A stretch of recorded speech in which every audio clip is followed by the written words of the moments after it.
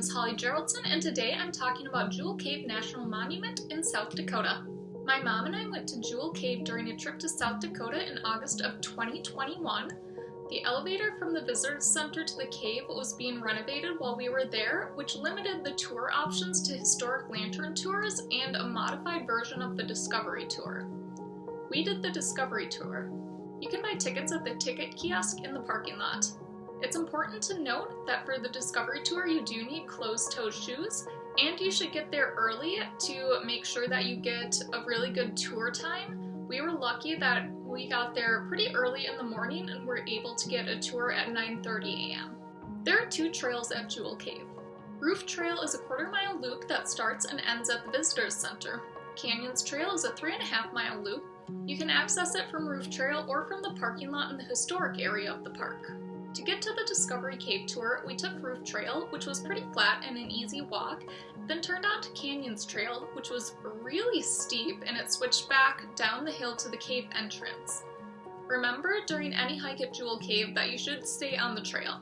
There are signs up saying that it's a revegetation area and you don't want to risk damaging the forest by trampling all over it. The historic entrance was originally a hole too small for people to go through that had a cold blast of air coming out of it. There were two brothers named Frank and Albert Michaud who wrote about it in a mining claim in 1900. They dynamited the cave entrance so it would be big enough to enter and explore. Frank and Albert called it Jewel Cave after the calcite crystals that sparkled in their lantern light. Since there really isn't any value to the calcite, they tried to develop Jewel Cave into a tourist attraction. They put a trail in the cave, and they built a lodge up on the edge of Hell Canyon, and they even tried organizing a Jewel Cave dancing club.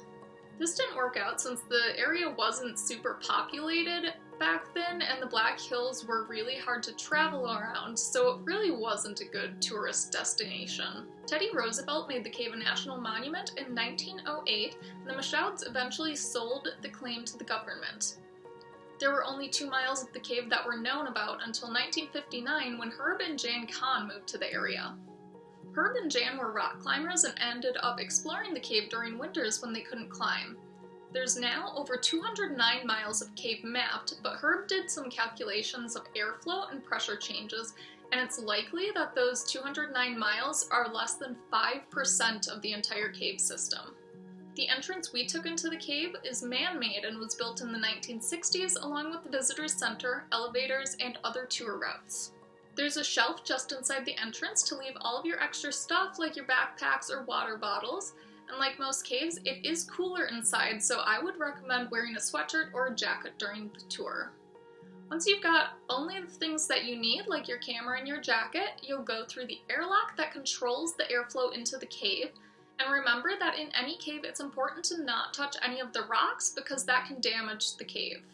Besides the history and geology of the cave itself, bats are an important part of the Jewel Cave experience. There are 9 different types of bats in the area that live in the forest and in the cave. And many bats in the area are currently suffering from a contagious disease called white nose syndrome. To prevent the spread of white nose syndrome, you have to walk through a decontamination area when you exit the cave. The decontamination area is basically just a little pool with an inch or 2 of decontamination liquid that should help prevent you from tracking the disease on your shoes to other bat areas, but even with this precaution, other cave systems might not let you in with the same clothes that you wore in Jewel Cave. I think Jewel Cave is a really cool place, and I'm excited to go back to see more of it once the renovations to the elevator are finished. The only thing I was disappointed by was the gift shop. I like collecting long sleeve shirts from all of the national parks and national monuments I go to, and I didn't get one from Jewel Cave because there was only one option and it was really ugly.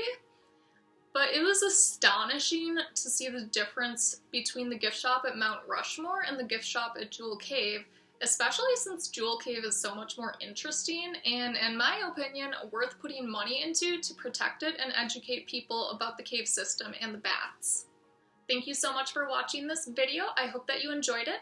If you did, please hit the like button, and if you want to see more videos like this, please hit the subscribe button. You can also hit the bell icon to be notified of all of my future videos. If you've ever been to Jewel Cave, please leave me a comment down below to let me know what you thought of it, or if you know of any other cool areas in the Black Hills, please leave me a comment about those too. If you want to follow me on Instagram, I am at Holly Geraldson.